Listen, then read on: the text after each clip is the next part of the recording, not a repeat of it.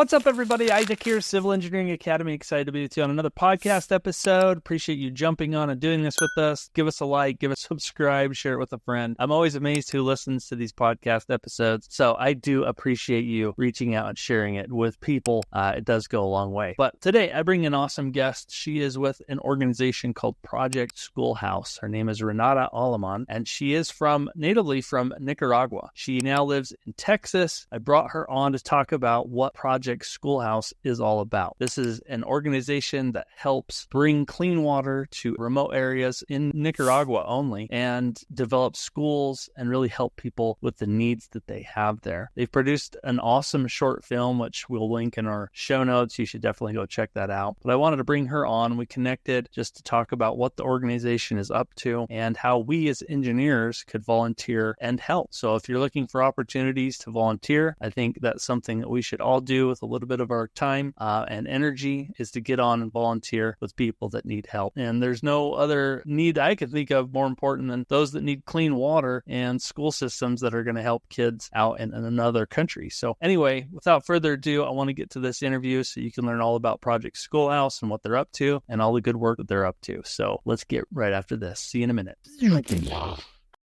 All right, we're live. We're rocking and rolling. Thanks for joining me today on our Civil Engineering Academy podcast from Project Schoolhouse. Renata, how are you doing? I'm great. Thank you so much for having me. Yeah, this is going to be awesome. I know we connected. I think you guys reached out to me, actually, and I was like, what in the world is Project Schoolhouse? And so we connected over that. We wanted to book a time to get on our show and talk about what you're up to. I briefly talked about my background with some humanitarian work with Choice Humanitarian, doing something in Africa, but you're doing something somewhere else. It is similar, but why don't we just dive into that a little bit? Tell us a little bit about Project Schoolhouse and its beginnings. Absolutely.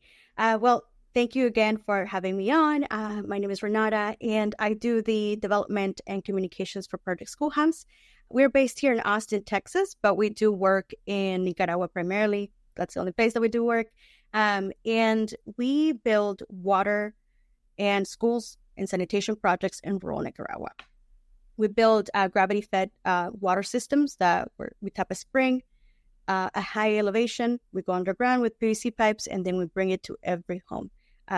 There's no wells involved, really a lot of mechanism involved in our projects, and it eliminates the need to walk for water completely.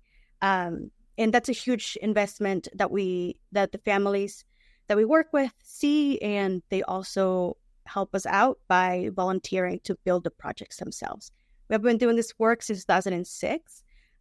So far, we have 18 communities that we have helped. Not all the way across with water projects, but some of them have schools, some of them have water projects. A lot of them now have both. So I've been able to do that since, we started in 2006, and, we are here to spread the word about the work that we do. That's awesome. Could you dive into a little bit of the background in terms of the needs of water in the communities there? Absolutely. I think a lot of people just don't understand the situation of what kids are dealing with in Nicaragua, or what communities are dealing with, and maybe you could dive into that. For sure. So Nicaragua is about, I want to say, a 3-hour flight from Miami, which is pretty, I think I would like to say it's still pretty short. It's pretty nearby. And in Nicaragua is the second poorest country in the Americas, next to Haiti. So second to Haiti. And where we work is very rural, is very remote. But at the moment, we are looking at 1.8 million people don't have access to safe water. That is clean water that doesn't make them sick. In the communities where we work, they're very rural. They're farming communities, and there's no access to a lot of roads, a lot of electricity sometimes, and a lot of that includes also clean water. So children that live in these communities are very far remote communities, dotted communities along the central part of Nicaragua, 30 to 60 families or homes in each community. And they walk to get water, and the water typically is, it's a watering hole. It's a watering hole where animals are drinking water. where humans are drinking water from, and it could be a runoff from, a shallow stream, or like a little river, something like that. So it's, it's water they have like dammed off in a sense, and then they just carried it up, a hill into their home. So typically these walks are about 20 minutes.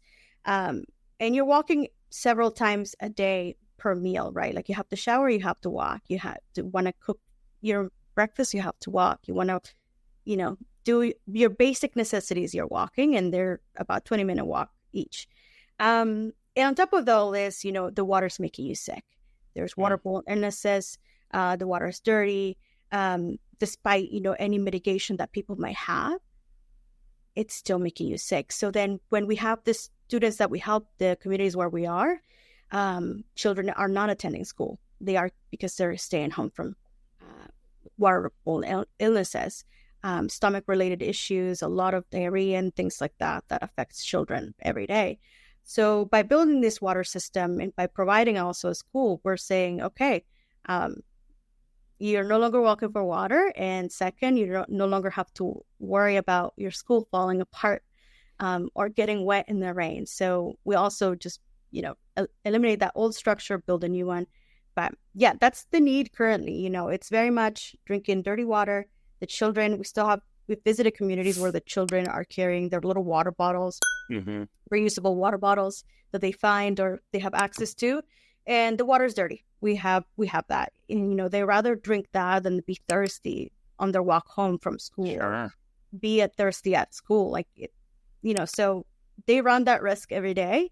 And with our work and with our partnerships with communities on the ground, we're hopeful that we can eliminate that work. Okay. That definitely makes sense. Now, what exactly do you do for the organization, Project Schoolhouse? I manage all of the marketing, the social media, website, everything that you could, Google us from. And I also do fundraising, so individual fundraising here in Austin, Texas. Wow, that's awesome. So that keeps you busy, I'm sure. It does. Full-time work. But it is very rewarding. I am Nicaraguan myself, so I'm really proud of the work that we can do. But it does keep me busy, but, I'm happy to do it. It's such an amazing cause, and I'm happy to help fellow Nicaraguans. That's awesome. So you have family ties that are still there, I'm assuming. I do. A lot of family. Cousins, uncles, but my immediate family is here in the United States. Oh, okay. Awesome. So when I was checking out the website, one of the things you sent me was a short film called The Long Walk. Can you talk about that a little bit, how that was made and really what that's about as you're sharing it with people? Absolutely. So A Long Walk is just a representation of the people that we work with, that we partner with. And really is, we meet a lot of women and girls and families, of course. And it's really about what equalizing a good starting at life can do for someone, right? So if you have access to clean water and if you have access to education, then we believe that that's the path out of poverty. So The Long Walk follows a young girl called Micheline, and she's not a paid actress. She is a community member in one of our communities. And this was made in partnership with an Austin filmmaker and our team in Nicaragua. And, they traveled there in 2018 and they got this done. Wow. So it follows, the life of what we see are a lot of children, if you're getting sick from a lot of the times, so let me back up. A lot of the times what we see is that maybe children carry most of the burden of carrying water, and a lot of it is young girls. So, maybe because they stayed at home with their moms or because, they need to help out in the house. So a lot of them are girls. So we see that, they stay behind a little bit more to help their mothers clean and cook and things like that. And they're also getting sick from this water as well. And that's preventing them from going to school. The other part of it that follows Micheline is that, there's no nice structure to learn in. Typically what we see in these communities for the schools are like very wooden structures. They're made with like palm front roofs.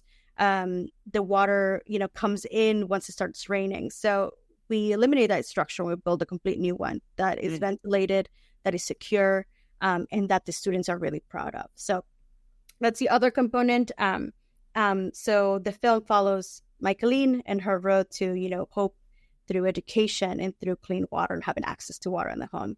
And we often see, after we go back and see the communities, like there's economic opportunity that happens in the communities because people feel empowered to now have clean water.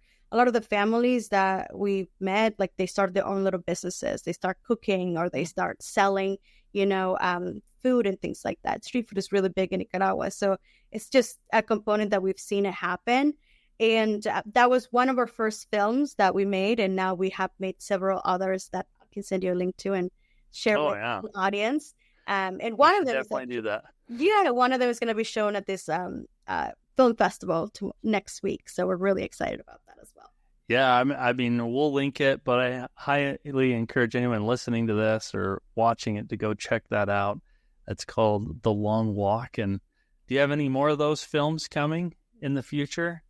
So typically we do, they're the fastest thing that we can do to show someone the work that we do, right? So because we don't work in country, we're now partnering with Nicaraguan filmmakers as well to create the films. So it's there.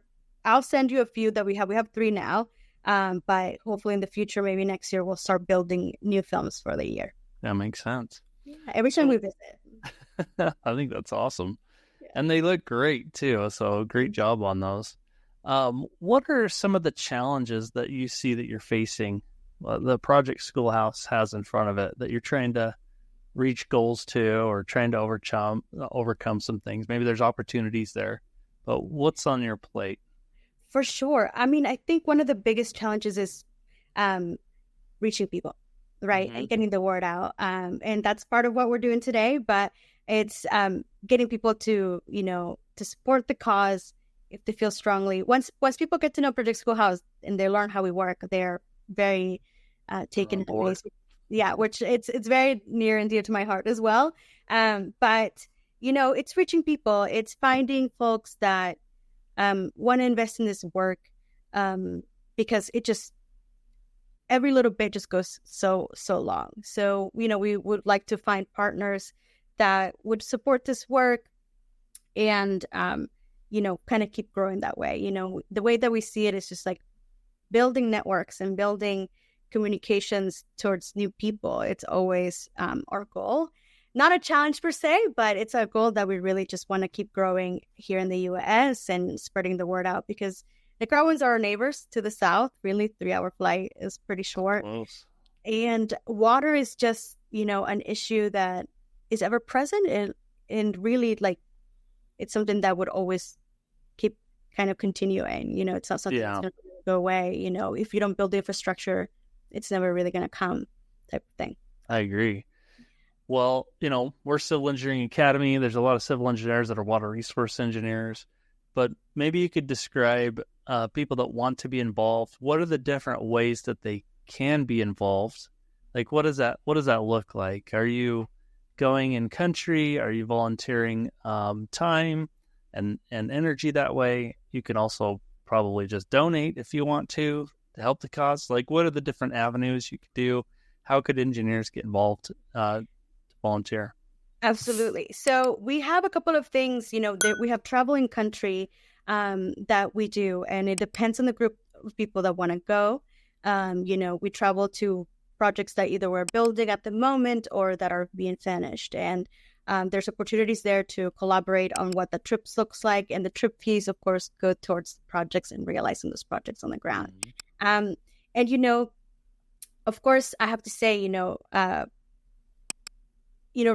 just finding ways to volunteer opportunities here in the U.S. kind of look a little bit different, whether it's like time and resource, being part of our board, maybe advisory board as well. Like there's different things that people can do. And I have to say there's someone currently helping in grants and things like that. But, we always are looking for people and ways to partner. So if there's not like a simple way that I can say, like, you can do this today besides donating, which is great, but, we're always looking just for like lasting partnerships of people that want to be invested in this work.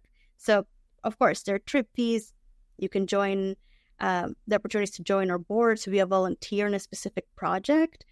We also have, there's ways also for companies to get involved. We have our annual fundraiser every year that we try to do. And then we have corporate packets for that, and visibility for those sponsors that we might have for specific projects, events. So, yeah. Those are great opportunities. I'm curious, what does that look like if you want to do something in Nicaragua? How does that play out? What work would they be doing? So I think for that, it's mainly, it's mainly going to be volunteering with children if there's a specific project. We have after-school clubs that we are also part in developing. We have been developing for over the past years. So volunteering with children, volunteer maybe with the staff as well, for a specific type of project. So we've had interns in the past from the University of Texas, Austin, that have visited and done long-term projects. At the moment, because they're doing research or they're helping us with grants and things like that. The other thing that I wanted to mention was, is for volunteerism, because the people in Nicaragua are so knowledgeable, as I might have mentioned before, community members that we work with and we partner donate that labor. And they, we teach them the expertise on how to build a school, how to build a water system. So, and we want to create opportunity as well for them to learn. And we want to create that employment as well. If they're not volunteering, if we hire someone else on the team or something like that. So we don't try to take away or come in and say, like, this is what you need to do. It's really about what the community wants to do and how they organize themselves. So that's why I want to say, there's opportunity to do specific projects, to do specific, be thought partners on something. But it really, we would like to develop that together and come together, whether it is, hey, I saw this in your project. If this is something that maybe have you thought of. But we never want to come in and say, this is what you need to do. We've never done that in our history. We're very, very careful not to do that because we're really partners with the community. They decide their working hours and their schedules, and we are partners with them throughout it. And that's how we can account for sustainability. Is there an in-country team then that's part of Project Schoolhouse? Is the original founder still there, or how does that work? For sure. The founder's here in Austin, Texas, actually. He's originally from Wyoming, but he was, he was a Peace Corps, I believe. And then he traveled through Nicaragua, set some roots in Nicaragua, and he was able to start the project. He first wanted to build a school, and then he saw there was no access to clean water. And the same water that they were drinking the community was also to build and mix concrete. So that's we went back to building water projects, because that's kind of the first step. Then the second step is education and schools. And we do have a team on the ground. We have a civil engineer that is, leading the team down there as the director of operations. And we have a head builder.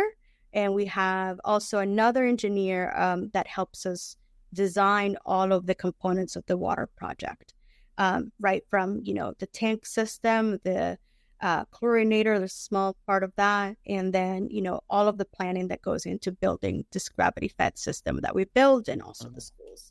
Yes. That's awesome. And are they from Nicaragua too, or are they're local, or are they volunteers from here, or?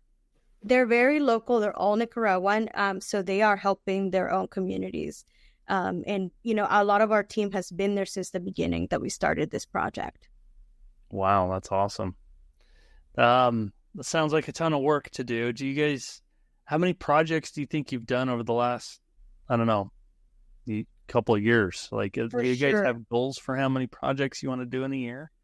I mean, we would love to solve the water insecurity issue in Nicaragua. And that's relatively about, I want to say, 10 million. Ooh, I think that's a lot. Yeah, 10 to 15. But that would be, 25,000 people. Ooh, it's a lot. That's a lot of That's people. good.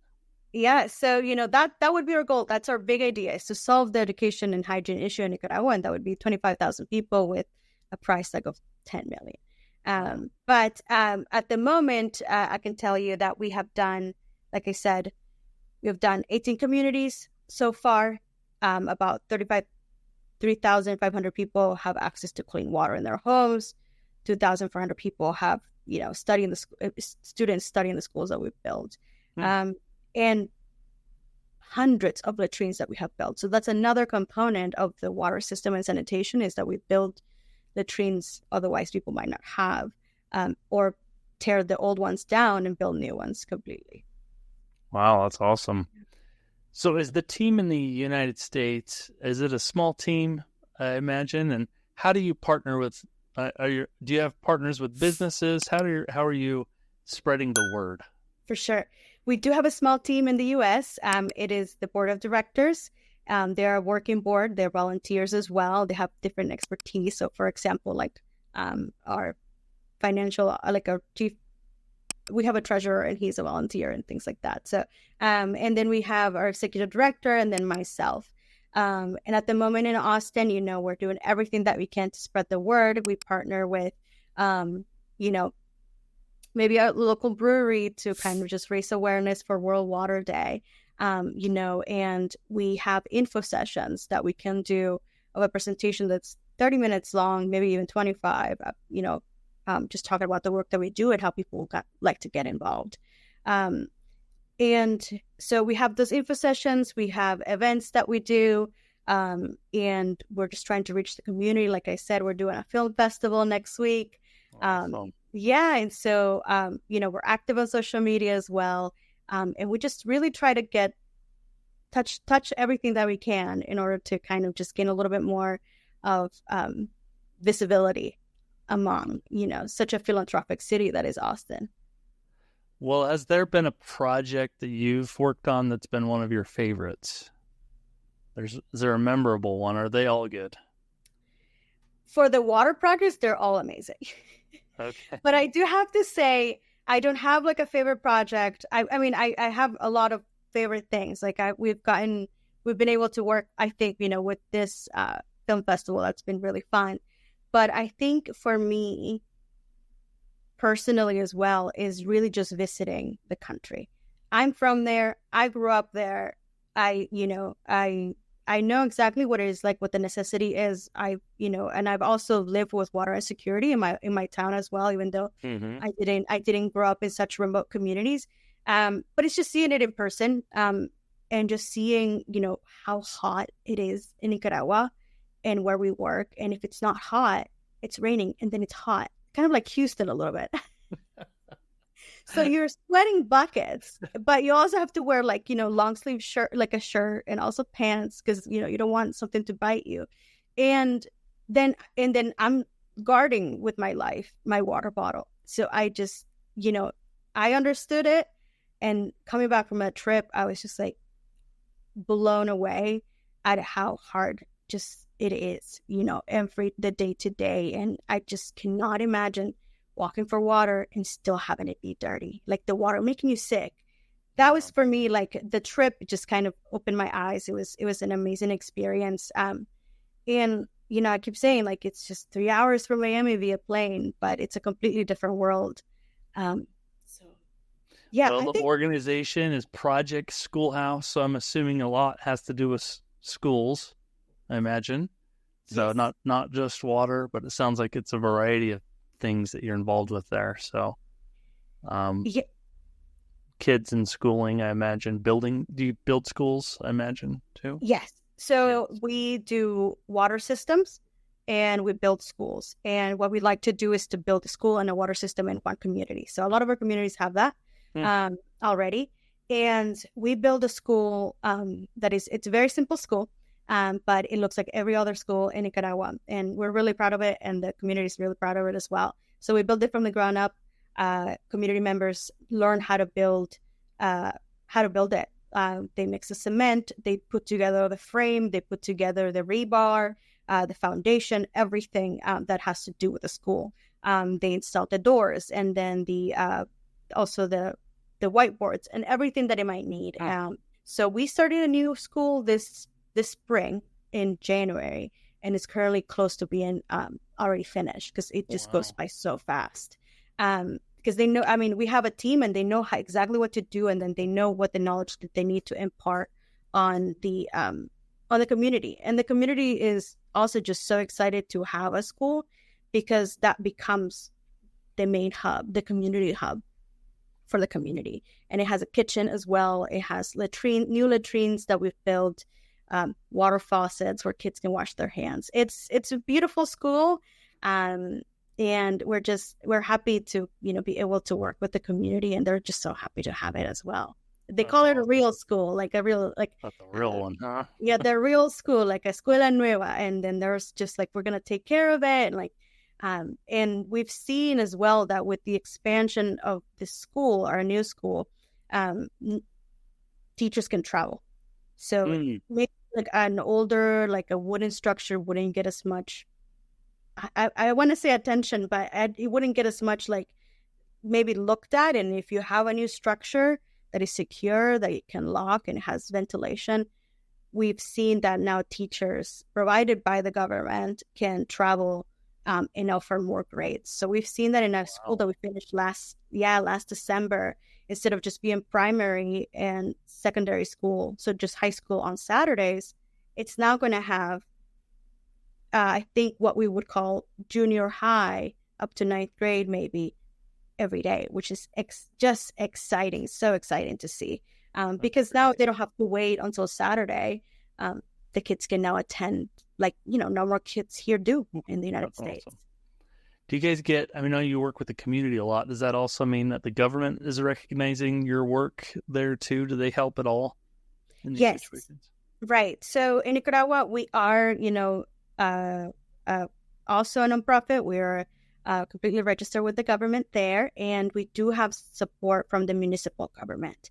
While they cannot maybe support fully the price of a school or the price of a water project, they are supporting either financially, a percentage, or they can support in other ways, like maybe, they'll lend machinery to create a small temporary road so material can get in, because it's a rainforest and there's no roads like we have here.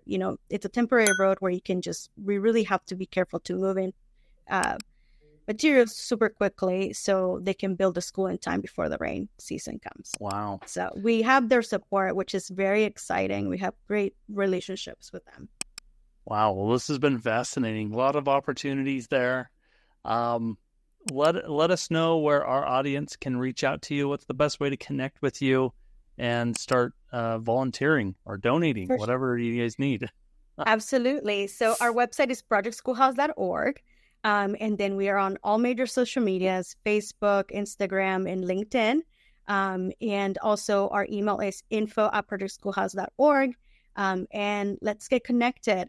Every opportunity for volunteer is completely, it's different, and we work in a different kind of way, but we're excited to meet new people.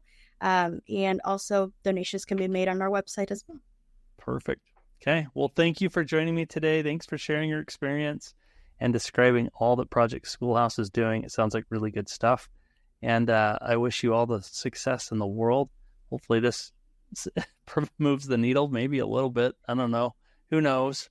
But it'll be fun to see. Anything is possible. And thank you so much for your time, for having us. I mean, this has been a great experience. We appreciate it. Well, thank you. We'll talk to you later. Bye.